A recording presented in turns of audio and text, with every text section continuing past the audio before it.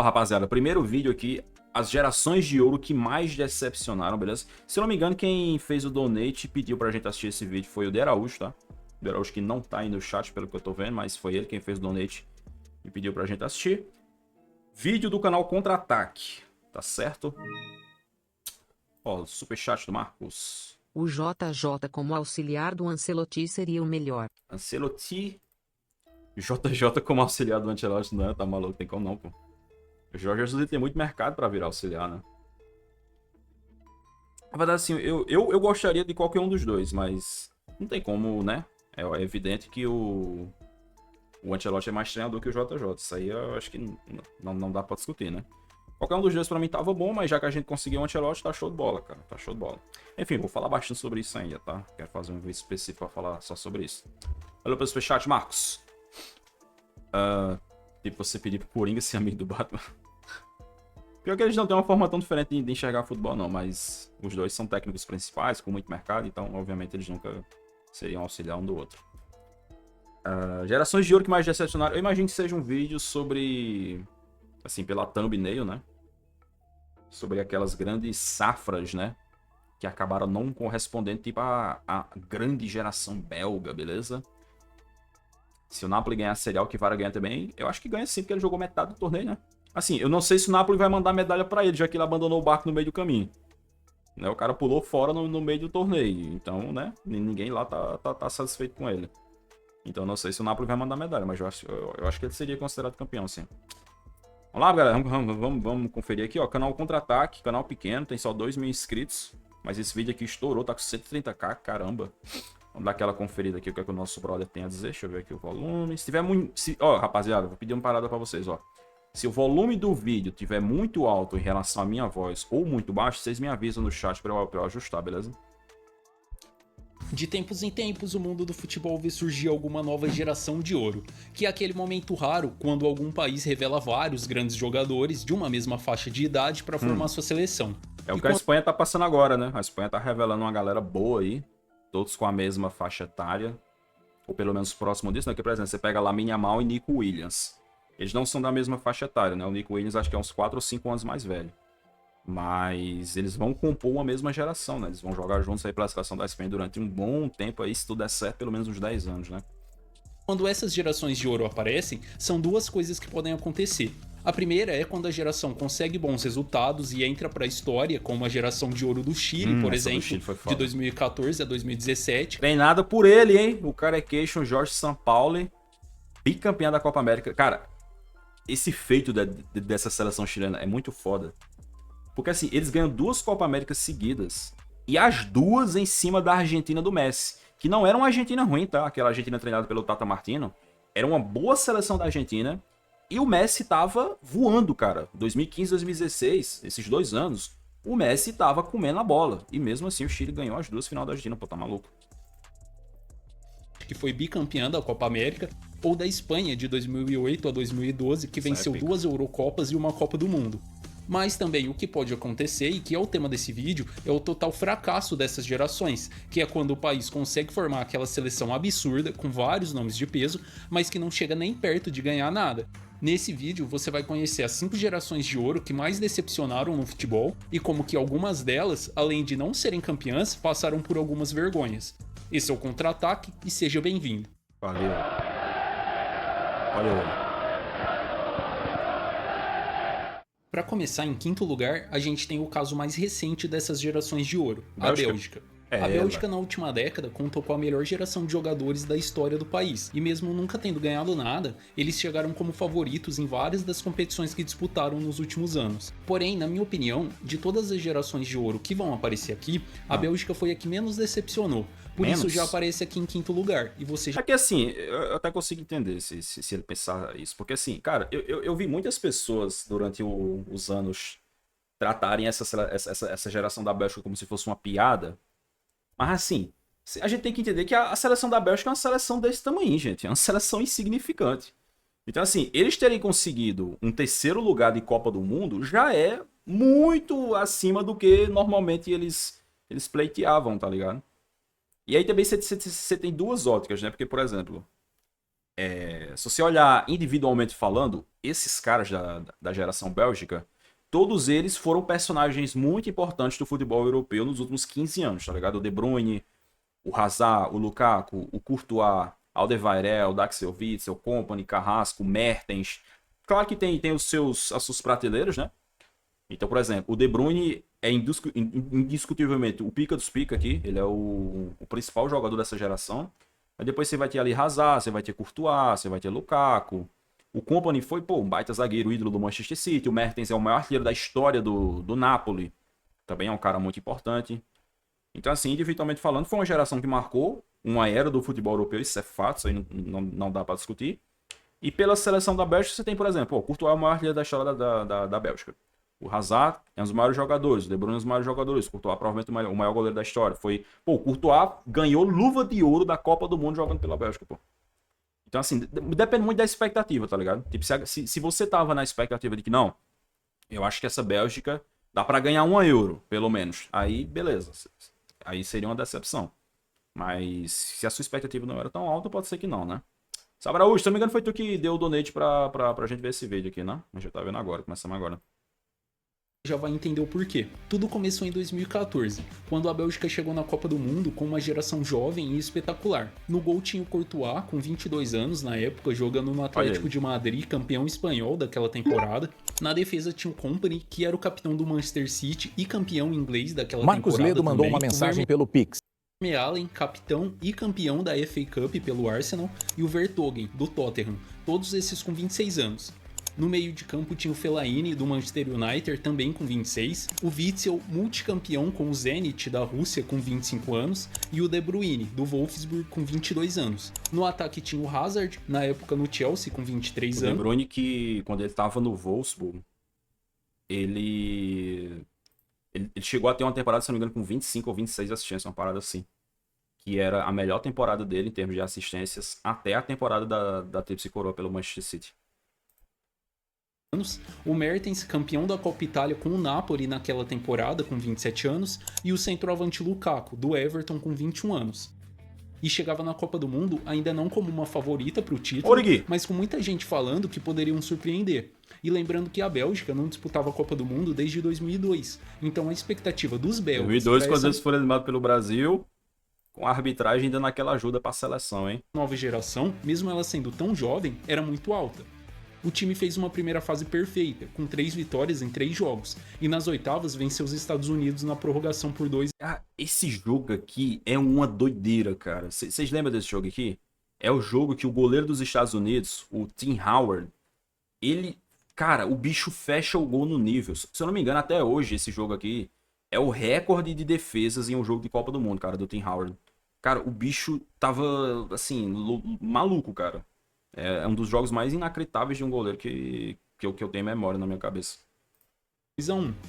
Porém, esse placar apertado de 2-1 é bem enganoso, porque a Bélgica amassou os Estados Unidos naquele jogo. Tanto que o goleiro americano, o Tim Howard, bateu o recorde como sendo o goleiro que mais fez defesas difíceis num jogo de Copa do Mundo, bizarro, com 16 defesas. Então, se não fosse o Howard, a vitória da Bélgica naquele dia seria bem mais elástica. Porém, nas quartas de final, a Bélgica pegou a Argentina, que seria finalista daquela Copa do Mundo, e acabou perdendo por uma... Lucas, o recorde do Howard é só em Copa do Mundo.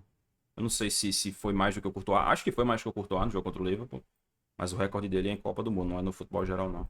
0 com o gol do Higuaín e foi eliminada. Mas mesmo sendo eliminada, a Bélgica causou uma boa impressão e a expectativa para aquela geração só aumentou.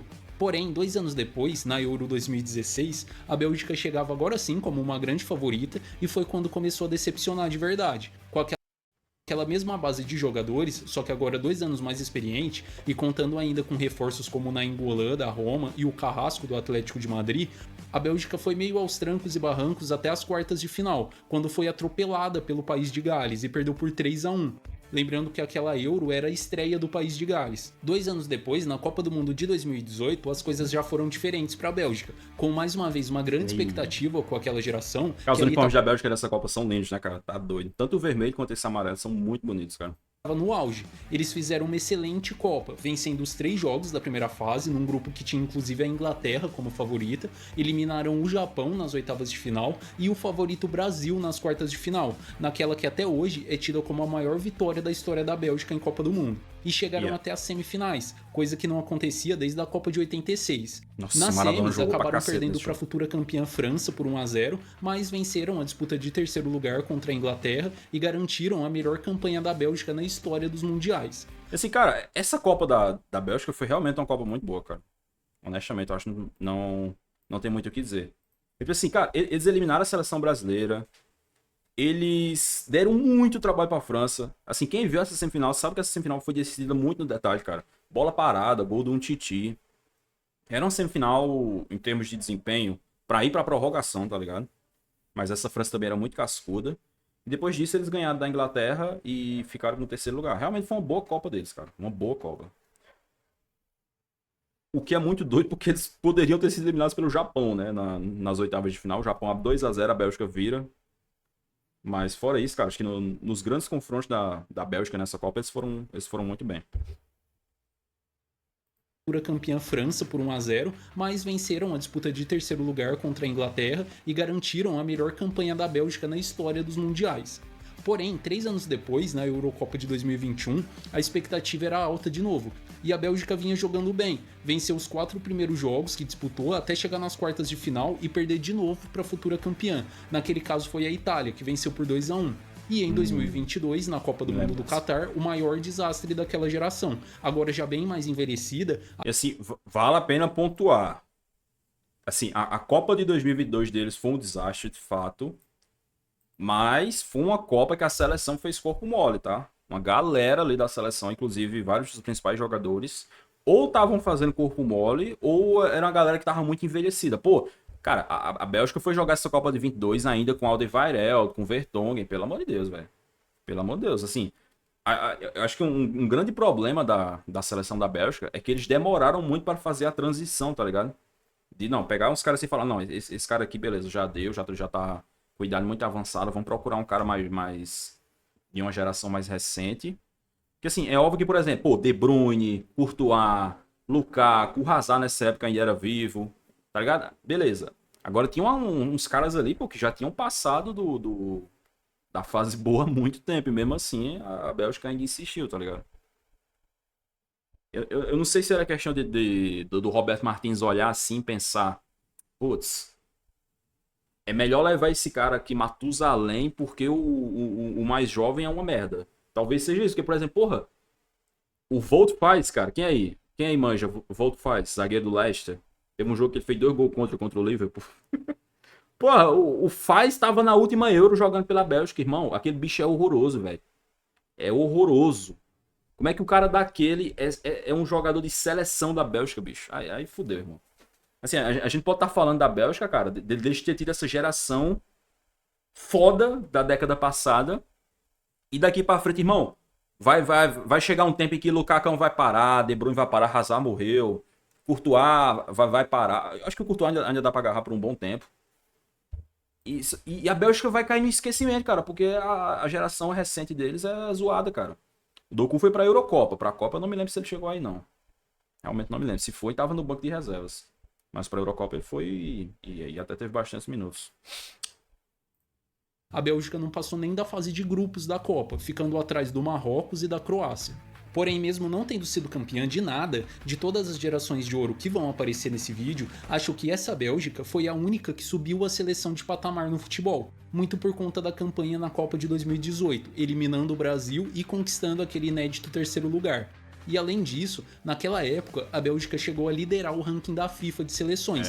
Por isso, dentre todas as gerações de ouro que decepcionaram, aquela Bélgica, como eu falei no começo, foi talvez a que menos decepcionou. Ao contrário. Essa parada deles terem liderado o ranking da FIFA era um negócio que a galera sempre questionava. Ah, como é que a Bélgica tá liderando o ranking da FIFA se eles não ganham nada? É porque o ranking da FIFA é por vitórias, tá ligado?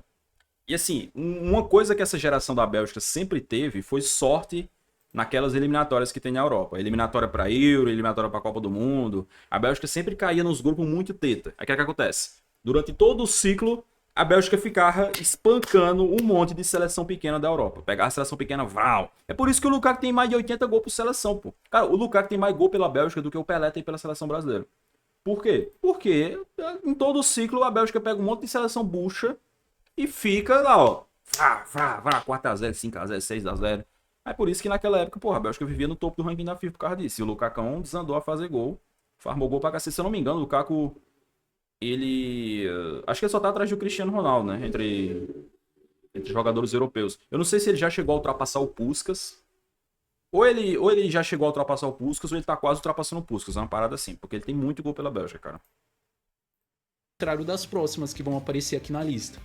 E se você gosta desse tipo de conteúdo, se inscreve no canal, curte o vídeo e ativa as notificações, porque aqui no Contra-Ataque sempre tem no mínimo 2 vídeos novos toda semana, um na segunda-feira e o outro na quinta-feira. Em quarto lugar, a gente tem a Holanda. A geração da Holanda da metade dos anos 90 até a metade dos anos 2000 foi simplesmente absurda e tinha muito craque. Uma geração antes, em 88, a Holanda ganhou a única Euro da sua história com lendas como Koeman, Rijka, Gullit e Van Basten. E foi com essa geração que a Holanda disputou a Copa do Mundo de 90, que foi eliminada logo nas oitavas, e a Euro de 92, que foi até as semis. E a partir da Copa do Mundo de 94, já começava uma transição na seleção holandesa e uma nova geração de ouro estava sendo formada. E foi na Eurocopa de 96 que a Holanda apresentava essa excelente nova geração. Mas foi também nessa Euro 96 que a decepção com a seleção da Holanda começou. A seleção era formada por uma geração incrível, tendo como base o time do Ajax, campeão da Champions e do Mundial de 95. Logo na estreia dessa Euro em 96, um 0x0 contra a Escócia, depois uma vitória contra a Suíça na segunda partida por 2x0 e uma derrota por 4x1 para a Inglaterra no último jogo. Porém, Pior que essa Holanda poderia ter ganhado uma Copa, né, cara? Porque ali na Copa de 98, se eles passam pela seleção brasileira, cara, eu acho que eles têm uma boa chance de serem campeões do mundo ali, viu? mesmo com essa campanha fraca, se classificaram para as quartas de final, mas logo perderam para a França nos pênaltis. Mas ia piorar. O elenco da Holanda para a Copa do Mundo de Aqui, ó, dá para reconhecer quem aqui? Os irmãos De Boer, Seedorf, Kluivert. Você quer quem? Overmars, é? Acho que Stan. Aqui, esses dois aqui eu não consigo reconhecer, não. 98, para muita gente, era melhor do que o da França, que foi a campeã. Do goleiro ao centroavante, só tinha nome. Bergkamp, era o brabo, né? Van der Sar. Davids. Putz, o Davids era foda pra cacete, cara. O Davids eu tenho nojo dele, cara, porque o bicho no eFootball ele é muito bugado, cara. Nossa, eu tenho nojo de enfrentar o Davids no eFootball, cara. O cara cobra o campo inteiro. Essa época aqui ele ainda não tava de óculos, não, né? Ó, dois caras que trabalham de óculos, eu e o Davids. Nome de peso. E o time base tinha Van der Sar, Stan, Frank de Boer, Davids, Seedorf, Cocu, Winter, Ronald de Boer, Zenden, Bergkamp, Kluivert e Overmars. Uma lista absurda de nomes que chegaram como um dos favoritos para o título na França. Porém, já na fase de grupos, não foi. Cocu eu só me lembro pro carro do Galvão Bueno, cara. Partiu, Cocu! Ele tá faré!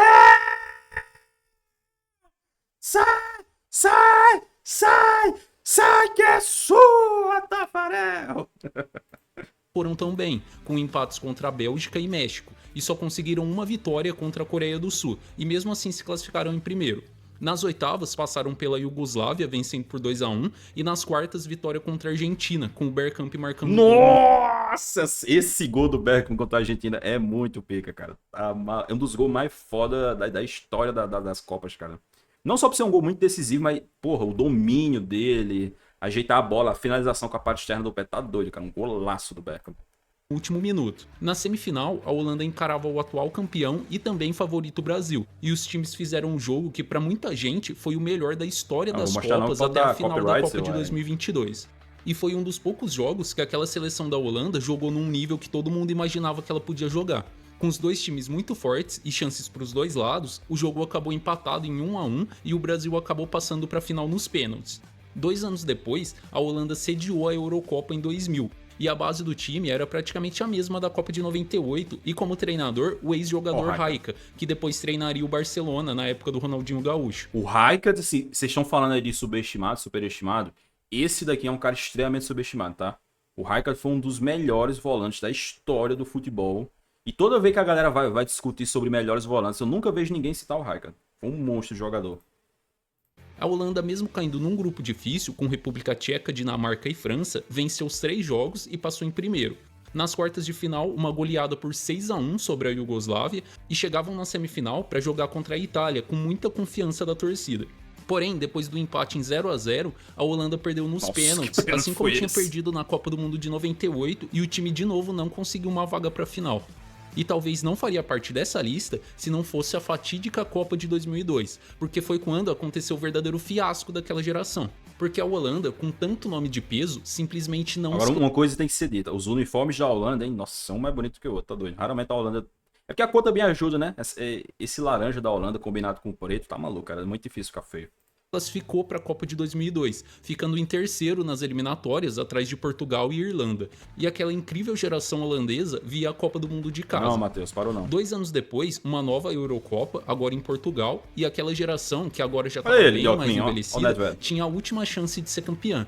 Já não contando com nomes como Bergkamp, por exemplo, mas tendo caras novas como Robben de cabelo. Robben de cabelo é muito cursed, cara. Sneijder e Van der Vaart, a Holanda estreou empatando com a Alemanha, perdeu para a República Tcheca no segundo jogo e só se classificou em segundo lugar do grupo porque venceu a Letônia no último jogo. Nas quartas de final, vitória suada nos pênaltis contra a Suécia e aquela geração tinha a última chance de chegar em uma final de campeonato, mas para isso tinha que passar por Portugal, que era quem sediava aquela edição da Euro. A Holanda é muito freguês de Portugal. A Portugal também eliminou a Holanda na Copa de 2006, né? Pouco tempo depois, que foi aquele jogo que foi porrada pra tudo quanto é lado. Foi o jogo mais violento da história das Copas, né? Muita gente fala. A Holanda viu um jovem Cristiano Ronaldo abrir o placar e o Maniche depois fazer os 2-0. E aquela geração de ouro, com tanto craque e que chegou tantas vezes como favorita nas competições, não conseguia chegar nem na sua tão sonhada final. Em terceiro lugar, Portugal. Esse mesmo que eliminou a Holanda em 2004. Porém, no caso de Portugal... Gerações que decepcionaram, cara. Pô, não sei não, hein? Vocês já acham que essa geração do Portugal dos anos 2000 decepcionou? Acho que eles fizeram boas competições, cara. Chegaram numa final de Euro, chegaram numa semifinal de Copa do Mundo. Ô, Sebas, eu vou fazer um vídeo, tá? Pra falar sobre o Ancelotti. Não vou falar nessa live, não. A gente pode falar que apareceram 2 gerações de ouro seguidas, e as 2 decepcionaram. A primeira geração foi a dos anos 90. Até 1989, Portugal nunca tinha ganhado nada no futebol de seleções, porém naquele ano a seleção venceu pela primeira vez a Copa do Mundo Sub-20 e contava com nomes que teriam grandes carreiras, como Fernando Couto e Paulo Sousa. E 2 anos depois, em 91, Portugal sediou o Mundial Sub-20 e conquistou o bicampeonato. Esse Paulo Sousa que ele falou não é o treinador não, é? O Paulo Sousa, treinador que treinou o Flamengo e tal, acho que não é o mesmo não, né? Seleção dessa vez contando com jovens como Rui Costa e o Luís Figo. Porém, Portugal... É o Figo, cara, que isso? Que cabelo é esse, Figo? Como Rui Costa e o Luís Figo. Que isso, cara? É o Figo e a Chiquinha. Ué. Vai te catar, Figo. Que isso, cara? Porém, Portugal com um time cheio de grandes jogadores campeões. Ô, Ivo. A minha opinião é que não decepcionou, o Felipão levou-nos a uma final de Euro, uma semifinal de Mundial, onde foi eliminada para a França do Zidane. Olha pro superchat, Ivo. Cara, é exatamente isso que eu penso. Tipo, fizeram 2 grandes competições em sequência, cara. E assim, futebol de seleções é muito detalhe, né, cara? Às vezes você ganha por um detalhe e você perde por um detalhe. E assim, eu entendo que, pô, perder uma final pra Bélgica, pra Grécia é dolorido, mas, pô, aquela seleção da Bélgica fez uma Eurocopa bizarra, pô. Não sei não, bicho. Pra mim não decepcionou não, tá ligado? Vou dar pro superchat, Will. Campeões sub-20, nem sequer se classificou para a Euro 92, nem para a Copa do Mundo de 94 e nem para a Copa do Mundo de 98. E durante toda a década de 90, só disputaram a Euro 96 e foram eliminados logo nas quartas de final. Inacreditavelmente, aquela seleção bicampeã mundial de base ficou a década de 90 inteira sem disputar a Copa do Mundo e foram conseguir vaga na Copa só em 2002, mais de 10 anos depois dos títulos mundiais sub-20. E em 2002, a segunda geração de ouro já estava se formando e se misturando com essa primeira geração, formando uma grande seleção. Mas logo na estreia, a primeira decepção, com derrota surpreendente por 3-2 para os Estados Unidos. No segundo jogo, vitória por 4-0 contra a Polônia e no último e decisivo jogo, derrota por 1-0 para a Coreia do Sul e Portugal foi eliminado logo na primeira fase, um verdadeiro vexame para aquela seleção. Mas a chance de se redimir viria 2 anos depois, quando Portugal sediou a Euro e ainda contava com nomes de peso da geração campeã sub-20, como Luís Figo, Rui Costa e Fernando Couto, e tinha o aparecimento de novos grandes nomes da nova geração, como o goleiro Ricardo, Paulo Ferreira, Ricardo Carvalho, Thiago, Maninho. Ricardo é o goleiro que, acho que na Euro 2004, ele tira as luvas, né, numa disputa de pênalti lá. Bicho doido. Deco e o Cristiano Ronaldo. Mas logo na estreia, Portugal foi surpreendido pela Grécia e perdeu por 2-1. Mas se recuperou no segundo jogo, venceu a Rússia por 2-0 e a Espanha no terceiro jogo por 1-0 e se classificou em primeiro. Nas quartas de final, um jogaço contra a Inglaterra e um empate por 2-2. E a vitória nos pênaltis, com o goleiro Ricardo defendendo muito e ele mesmo fazendo o gol da classificação. Nas semifinais, o jogo que eu acabei de falar aqui contra a Holanda, que Portugal ganhou por 2-1 e garantiu a vaga para a final para enfrentar de novo a Grécia. E não era possível que aquele time incrível de Portugal ia perder 2 vezes para a Grécia jogando em casa. Mas foi exatamente isso que aconteceu. Vitória da Grécia por 1-0 numa... Cara, esse ano aqui era um ano muito específico. A gente tá falando do ano da zebra, cara. O ano que o Once Caldas ganhou a Libertadores, a Grécia ganhou a Euro, o Porto ganhou a Champions. Inclusive o Porto, que foi o último time de fora das top 4 ligas a ganhar a Liga dos Campeões. Era um ano muito específico, tá ligado? Não dá pra cobrar muito, não. Assim, era uma parada cósmica, universal, tá ligado? Uma das maiores zebras da história do futebol moderno. E o último campeonato com essas duas gerações juntas foi a Copa do Mundo de 2006, quando Portugal foi bem e chegou até a semifinal, fato que não acontecia desde a Copa de 66. Porém, nas semis, pegaram a França de Zidane e foram eliminados, perdendo por 1-0. Esse uniforme de Portugal é bem bonito. Por que a Nike nunca mais fez um uniforme nesse tom de vermelho pra Portugal? Eu achei esse tom de vermelho bem bonito, cara. Cristiano Ronaldo com a 17. O que é mais impressionante aqui? Cristiano Ronaldo com a 17 ou tá escrito C. Ronaldo na camisa dele? Isso aqui é bem raro, hein? E a partir da Euro de 2008, uma nova geração já se formava e o protagonismo da seleção já era todo do Cristiano Ronaldo. E Portugal via 2 gerações absurdas se aposentarem sem títulos. Agora, para decidir primeiro e segundo lugar da lista foi no detalhe, porque as duas seleções que falta aparecer aqui decepcionaram demais, porque tinham gerações absurdas e conseguiram não só ficar sem ganhar nada, como protagonizaram alguns vexames. Mas, no detalhe, quem fica em segundo lugar é a Argentina, do começo dos anos 2000, e você já vai entender por quê. A geração que eu vou falar aqui é a que começa a se formar na Copa de 98, com nomes como Ayala, Zanetti, Veron, Almeida, Ortega, Simeone, Cláudio Lopes e Batistuta, e ainda contava na reserva com Crespo e Galhardo. Era um elenco jovem, mas muito bom, e que nessa Copa foi bem consistente, venceu os 3 jogos da primeira fase sem sofrer nenhum gol, nas oitavas eliminou a Inglaterra nos pênaltis, que era um timaço, mas perdeu para a Holanda nas quartas de final, que eu acabei de falar também, com o Bergkamp fazendo o gol no último minuto. Embora tenha sido eliminada nas quartas, e claro que buscava o título, aquela Argentina jogou bem, e a expectativa de um título acabou só aumentando para o futuro daquela jovem geração que naquela Copa não estava nem no auge. E no ciclo para a Copa do Mundo seguinte, essa expectativa aumentou ainda mais. Ô, Simeone, porque a Argentina... Aniversário do homem hoje, tá? Quem for justo vai mandar parabéns no chat. Fez a melhor campanha da história das eliminatórias sul-americanas, com 13 vitórias, 4 empates e só uma derrota em 18 jogos. Fizeram 42 gols e tomaram só 15, e aquela campanha foi a melhor nas eliminatórias por mais de 20 anos. E além disso, dentro daquele ciclo de Copa, a Argentina venceu algumas potências da Europa em amistosos, como Espanha, Itália e Alemanha. E chegava para a Copa de 2002 muito favorita, jogando muito, e com aquela mesma base da Copa de 98, e contando ainda com novos nomes, como Samuel, Pochettino, Sorin... Ele! É o homem. Tottenham Mansion. Novos nomes, como Samuel, Pochettino... O Pochettino aqui parecendo aquele personagem daquele filme O Homem do Norte. Você vê o Pochettino hoje, cara. Olha o Pochettino hoje, ó. Maurício Pochettino. Olha o Pochettino hoje, olha o cabelinho dele, ó. Olha o cabelinho dele, ó. Aí você vê ele, jogador com cabelão, tamanho do mundo, cara. É muito foda isso, né, cara? Tipo, quando o cara tem uma aparência como jogador, aí ele vira treinador, a aparência dele muda, assim, completamente, cara. É por isso que eu sou fã do Zidane, cara. Você pega o Zidane jogador, o Zidane treinador, ele é careca do mesmo jeito, cara. É a mesma porra da mesma careca, não muda nada. Pochettino, Sorin e o Pablo Aimar. Sorin? Só pra você ter uma ideia do nível Sorin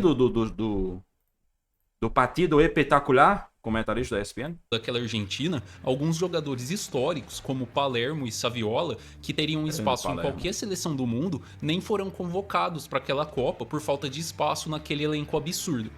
Então a Copa começa, Era um com a baita Argentina malandro. estreando contra a Nigéria e vencendo por 1-0, e até aí normal. Porém, as coisas começaram a desandar no segundo jogo, contra a Inglaterra, que a Argentina tinha eliminado lá em 98. E foi do Beckham o gol da vitória da Inglaterra naquele jogo, obrigando a Argentina a vencer a Suécia no último jogo para não ser eliminada ainda na fase de grupos. A Argentina viu a Suécia fazer 1-0 e conseguiu empatar só nos últimos minutos e foi só, de favoritaça ao título e com um dos melhores elencos do mundo, a eliminada na primeira fase da Copa. Um verdadeiro vexame que marcou para sempre aquela geração absurda da ídolo do Argentina Messi. e que surpreendeu todo mundo naquele ano de 2002. Além de não vencer a Copa do Mundo, a Argentina também era muito cobrada pelo título da Copa América, que Inclusive, cara, você pode até estender isso para outra geração da Argentina, né? Porque, cara, a geração da Argentina, na época do Messi, do começo da era Messi, até a Copa de 2000 e... sei lá, até aquela Copa América de 2016, também era uma baita geração, cara. Cara, a Argentina, da Copa América 2007, cara. Deixa eu ver aqui, ó. Brasil, Argentina, 2007. Deixa eu ver se consigo pegar aqui aquela escalação, cara. Olha isso, irmão. Tá dando pra ver aí? Está dando mais ou menos. Olha essa Argentina aqui, cara. Abondanzieri, Zanetti, Ayala, Gabriel Milito, Heinz, Cambiasso, Mascherano, Riquelme, Veron, Messi, Tevez. Aí no banco ainda tinha Palácio, Aimar, Crespo, Diego Milito. Pô, tá doido, cara. Olha essa Argentina. E eles perderam pra seleção brasileira de Doni, Maicon, Alex, Juan, Gilberto, Mineiro, Josué, que é a dupla do volante do São Paulo, né? Elano, Júlio Batista, Cadeia e Wagner Love. E não é que perderam normal, perderam de 3-0. Cara, essa Copa América aqui, o Brasil não tinha nem o Kaká e nem o Ronaldinho. Os dois pediram dispensa da seleção. O que é uma parada absurda, tá? Os dois ficaram de fora dessa Copa América, alegando cansaço. Disseram que precisavam de um tempo para descansar. Você imagina uma Copa América hoje em dia, aí o Vinícius Júnior fala, não, eu vou pedir dispensa porque eu preciso descansar. Você imagina o tanto que iam cair em cima do Vinícius Júnior. E esse Brasil aqui ganhou da Argentina. Olha, tá doido, cara. Argentina, cara, eles vieram ganhar tudo agora, vieram dominar o futebol de seleções agora, com uma seleção muito mais modesta do que eles tiveram nos anos 90, nos anos 2000 e até a metade ali dos anos 2010, cara, bizarro. que não vinha desde 93. Então, em 2004, já sem nomes como Batistuta e Ortega, mas com a chegada de Renzi, Mascherano, Tevez e D'Alessandro, a Argentina chegou na final e venceu o Brasil por 2-1 até os últimos minutos, quando o Adriano empatou com um golaço e o Brasil acabou vencendo nos pênaltis. E em 2005, na Copa das Confederações, com a geração se renovando, mas continuando muito forte, chegaram novos nomes, como Cambiasso, Riquelme, Maxi Rodrigues e Saviola. A Argentina chegou de novo na final, mas perdeu de novo para o Brasil, com o Adriano sendo de novo o carrasco, marcando 2 gols naquele jogo e garantindo a vitória do Brasil por 4-1. E na Copa do Mundo de 2006, a Argentina tinha a última chance de coroar alguns daqueles grandes nomes daquela geração de ouro, que depois acabaria passando por uma reformulação quase completa. A base da seleção era a mesma, e ainda passaram a contar com o jovem Lionel Messi na reserva. A Argentina vinha jogando muito, inclusive protagonizou a maior goleada daquela Copa, um 6-0 contra a Sérvia e Montenegro. Primeiro gol do Messi. Porém, assim como tinha sido na final da Copa América em 2004, eles perderam de novo nos pênaltis, dessa vez para a dona da casa Alemanha. A Argentina só viria a ganhar uma Copa América em 2021 e a Copa do Mundo em 2022, já totalmente renovada. E em primeiro lugar, como a seleção que mais decepcionou por ter uma geração absurda e nunca ter chegado nem perto de ganhar nada, foi a Inglaterra do começo dos anos 2000. Se você acha que a Inglaterra de agora passou vergonha por ter uma boa seleção e perder 2 finais de Eurocopa seguidas, é porque você não conhece a incrível geração da Inglaterra dos anos 2000 e como ela não passou nem perto de chegar em final de nenhuma. Essa Inglaterra aqui tinha cada meio campista absurdo, cara. Assim, talvez essa Inglaterra fosse uma Inglaterra para ser montada igual aquela Espanha da Euro 2012. Tá ligado? A Espanha da Euro 2012, que o Del Bosque montou a Espanha com, sei lá, 5 meio-campistas. Do meio pra frente era só meio-campista. Talvez fosse pra ser uma parada dessa, tá ligado? Porque esse time tinha muito meio-campista bom, cara, tá doido. Uma competição que disputou e, além disso, conseguiu a proeza de nem se classificar para a Euro de 2008. Tudo começou na Copa de 98, com uma seleção que chegou na Copa não como favorita, mas com um time muito bom no papel, com nomes como Gary Neville, Campbell, Beckham, Scholes e um jovem Michael Owen. Fizeram uma Copa razoável, venceram a Tunísia e a Colômbia na fase de grupos, mas perderam para a Romênia e se classificaram em segundo. E por isso, logo de cara nas oitavas, pegaram a Argentina, que eu falei aqui agora há pouco. Contra a Argentina, tiveram o Beckham expulso depois de agredir o Simeone e acabaram perdendo nos pênaltis. Na Eurocopa de 2000, com a mesma base, foram ainda pior, sendo eliminados já na fase de grupos, perdendo para Portugal na estreia, conseguiram vencer a Alemanha no segundo jogo, mas perderam de novo para a Romênia no último jogo e não se classificaram. Na Copa do Mundo de 2002, chegaram alguns novos nomes muito bons, como Ferdinand e o Ashley Cole. Dessa vez passaram da fase de grupos, mas de novo não jogaram bem, empataram com a Suécia e com a Nigéria e só venceram a Argentina, que eu acabei de falar também. Nas oitavas passaram pela Dinamarca, mas nas quartas foram eliminados pelo futuro campeão Brasil, perdendo de virada por 2-1. Pior que esse jogo foi difícil, cara. Acho que deve ter sido o jogo mais difícil do Brasil nessa Copa, né? Porque foi o único jogo que o Brasil teve que virar, né? Esse jogo contra a Inglaterra. E agora a gente chega na Euro de 2004, e na minha opinião, aquela Inglaterra, naquela Eurocopa, tinha o melhor elenco entre todos os que eu falei aqui. Mantendo a mesma base da seleção de 2002 e tendo ainda a chegada de Lampard, Gerrard e Rooney, a Inglaterra tinha uma seleção simplesmente incrível. Eles estrearam contra a França e venciam por 1-0 quando o Beckham perdeu um pênalti defendido pelo Barthez, goleiro da França, mas mesmo assim a Inglaterra segurava 1-0 até os 46 do segundo tempo. Uma coisa que eu tô notando nesse vídeo, que é impossível não pensar nisso, é como os uniformes de seleções antigamente eram muito mais legais, né, cara? Porra, cada uniforme bonito aqui, cara, aparecendo nesse vídeo. Os uniformes assim com identidade, tá ligado? Os uniformes hoje em dia... Não que a gente não tenha um uniforme bonito de seleção hoje em dia, a gente tem. Mas é uns uniformes meio sem graça, né, cara? Até quando o uniforme é bonito, às vezes ele é meio sem graça. Nessa época que era cada pedrada, pô, tá doido. Quando Zidane empatou de falta e 2 minutos depois, de novo Zidane de pênalti marcou o gol da virada. Era uma decepção para aquele time logo na estreia, mas mesmo assim conseguiram se classificar em segundo no grupo, depois de vencer a Suíça e a Croácia. Porém, logo nas quartas de final, já enfrentaram os donos da casa de Portugal, que eu também já falei aqui. Depois de um 2-2, o jogo foi para os pênaltis e apareceu a figura do goleiro Ricardo de Portugal, que pegou a última cobrança da Inglaterra, inclusive ele estava sem luvas, e depois ele mesmo bateu o último pênalti que eliminou aquela seleção incrível da Inglaterra. 2 anos depois, na Copa de 2006, a mesma base, mas na prática nunca encantou como todo mundo imaginava quando olhava aqueles nomes. Já na primeira fase, mesmo passando em primeiro do grupo, a Inglaterra mostrou dificuldade. Vitória apertada contra o Paraguai por 1-0 e Trinidad e Tobago por 2-0 e um empate contra a Suécia por 2-2. Nas oitavas, vitória magra por 1-0 contra o Equador e nas quartas, de novo Portugal, de novo os pênaltis e de novo o goleiro Ricardo. Foram os algozes da Inglaterra, que de novo não chegava nem perto de ser campeã. Mas agora o ponto alto do vídeo, que foi a Euro de 2008. Naquela altura, a Inglaterra ainda contava com toda a base da seleção no auge, e aquela Eurocopa seria a última chance da geração de ouro ser campeã, mas o inimaginável aconteceu. A Inglaterra nem sequer se classificou para a Eurocopa, ficando em terceiro no grupo nas eliminatórias, atrás da Croácia e da Rússia. Inclusive, perdeu o último jogo em casa para a Croácia por 3-2. E o mais impressionante é que naquele ano de 2008, a final da Champions League foi entre 2 times ingleses, o Manchester United e o Chelsea. Não só isso, mas né, nessa época aqui, os ingleses eles estavam muito fortes na Champions, cara. Chelsea, United, Liverpool, Arsenal. Não só teve final entre 2 ingleses, como eles direto chegavam nas semifinais. E a gente quase teve 2 finais seguidas, né? Porque em 2009, se não fosse, né, aquele jogo doido entre Chelsea e Barcelona na semifinal... A final em 2009 também seria United e Chelsea, né? Seriam 2 finais seguidas entre 2 ingleses, sendo os mesmos times ingleses. Que tinham vários jogadores na seleção. Isso mostra que vários jogadores daquela geração estavam em excelente fase com os clubes, mas que mesmo assim deixaram a Inglaterra de fora daquela Euro.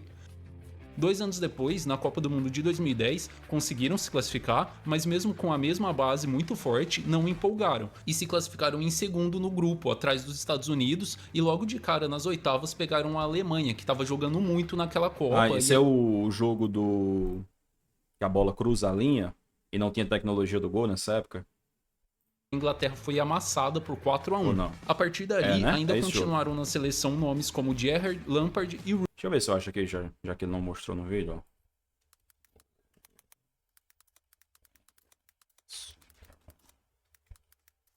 Deixa eu ver. Aqui, ó.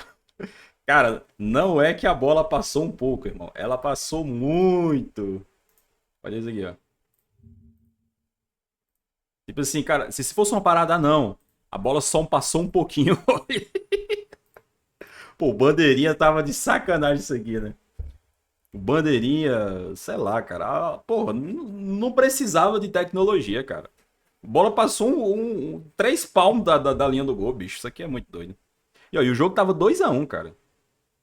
Era o gol de empate da Inglaterra. E aí, cara, pô, poderia ser outro jogo, né? Dá pra gente ficar fazendo conjectura sobre o que seria, o que não seria.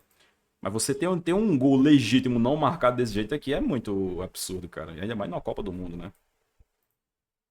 Rooney, mas foram mal na Euro 2012, caindo nas quartas, e na Copa do Mundo de 2014, ficando em último lugar do grupo. O de Fortaleza Sport essa semana foi o mesmo caso, só que o de Fortaleza Sport era muito do limite, cara.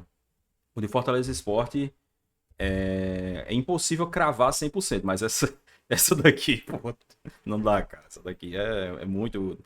Assim, a bola entrou muito, cara. Não é que ela entrou um pouquinho, ela entrou muito. Caindo logo na primeira fase. Agora me fala a sua opinião dessa lista. Deixa nos comentários se você concorda com esses nomes, ou se colocaria mais alguém, ou tiraria alguém dessa lista. Deixa nos comentários sua opinião. Cara, grande vídeo aí do contra-ataque. Eu só discordei do vídeo dele, na parte do vídeo sobre Portugal. Eu acho que Portugal não foi decepcionante não, cara, honestamente. Ó, vou mandar o link aí do canal pra vocês, que quiser se inscrever, beleza? O canal Contra-Ataque, eles têm apenas 2.000 inscritos, então quem quiser dar aquela moral lá pra ajudar ele a crescer, o vídeo eu achei excelente, cara, na moralzinha mesmo.